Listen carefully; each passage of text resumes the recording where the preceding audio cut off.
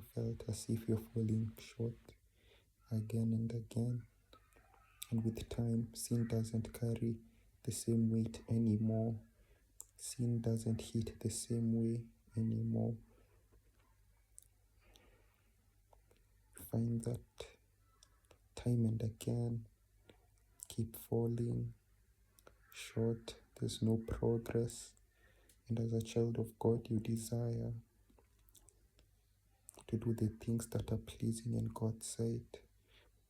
But you find that even though you have that desire, we still find ourselves living contrary. We still find ourselves falling and falling again. And we wonder whether change is possible. Change is possible. Once we receive salvation, we believe in our hearts and confess with our mouths that God's Son died on the cross and rose again on the third day. We believe in the name of His Son and receive Him. We are granted the right to become His children. What identifies us as children of God is that the sons of God are led by His Spirit. And so, the moment we claim to be His children and actually become recipients of salvation, His Spirit takes residence within us. Our bodies become the temple of His Spirit, the Holy Spirit. So we have to understand that once we become children of God's salvation, the point of salvation is ultimately to embrace the newness of life that comes with it. And it's a process. It does not happen overnight. So the moment we become children of God, God starts a work within us through His Spirit. Remember that God, the good work that He begins in us, He will bring it to completion. So He starts a good work within us through His Spirit. And so what happens is God constantly, gradually is working in us what is pleasing in His sight. Of course, through His Spirit is cleansing our hearts so that it may move us into following God's decrees and commands for the glory and honor of His name. So that's how it works.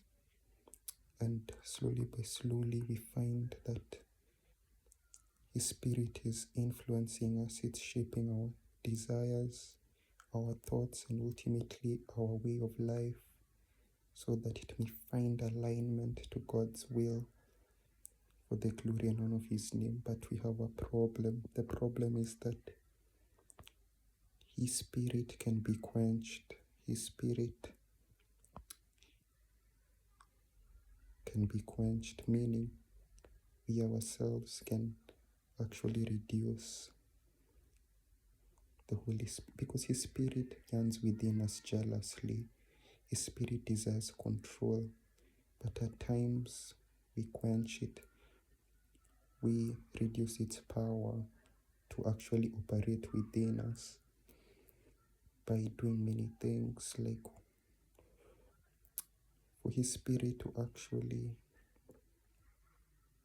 have leeway and have control, we need to be available, meaning time and again we need to show up in God's presence, of course by reading His Word, adapting a habit of prayer, reading His Word, dwelling in God's presence. These things give the Spirit control, and these things make it even more active within us, and for us to live a way of life that pleases and honors God. It's pivotal to make sure that His Spirit is actually in control, because we have to understand our spirit and flesh are in competition. His spirit, the spirit desires what is contrary to the flesh, and the flesh desires what is contrary to the spirit. And so all of them are competing for our for our attention. So if we are not in God's presence, that's the point why even in this world we are told that shouldn't be conformed to the patterns, because the enemy would want us to be engaged, to be busy, and he wants a foothold. And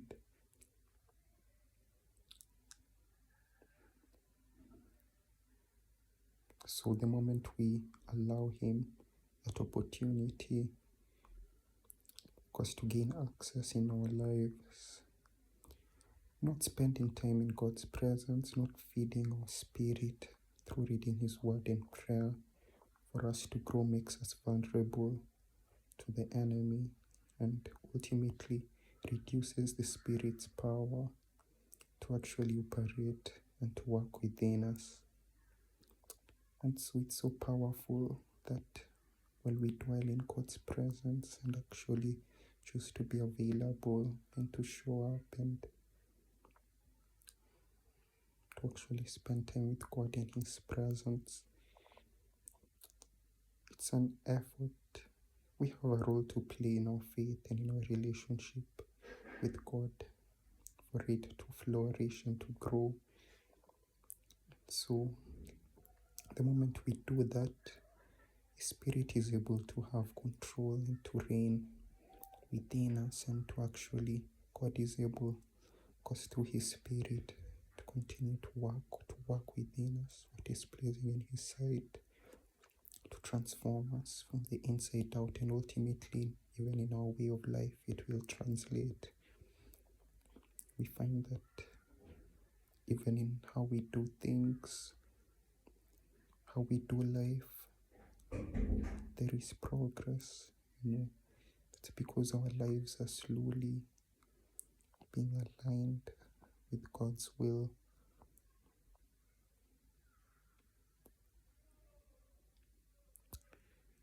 The Spirit is also powerful because even in our weakness, the Holy Spirit helps us in our weaknesses as human beings.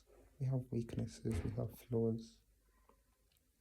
But even when our flesh is weak, our spirit is willing, and so even in those weaknesses, you find that God's grace is sufficient, and the Spirit is able to help us in our shortcomings, how to overcome them, and how to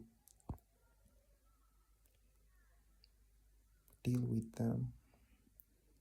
Because of course, we all have weaknesses that can be exploited. So yes, it's a call for us we have a role to play in our faith. And it's not by might, power, strength, but by his Spirit. So we have a role to play for his Spirit to regain that control within us, for his Spirit to actually operate fully within us without us hindering it, that God may just continue to work within us what is pleasing in his sight. He may continue to complete the good work he began in us. Thank you.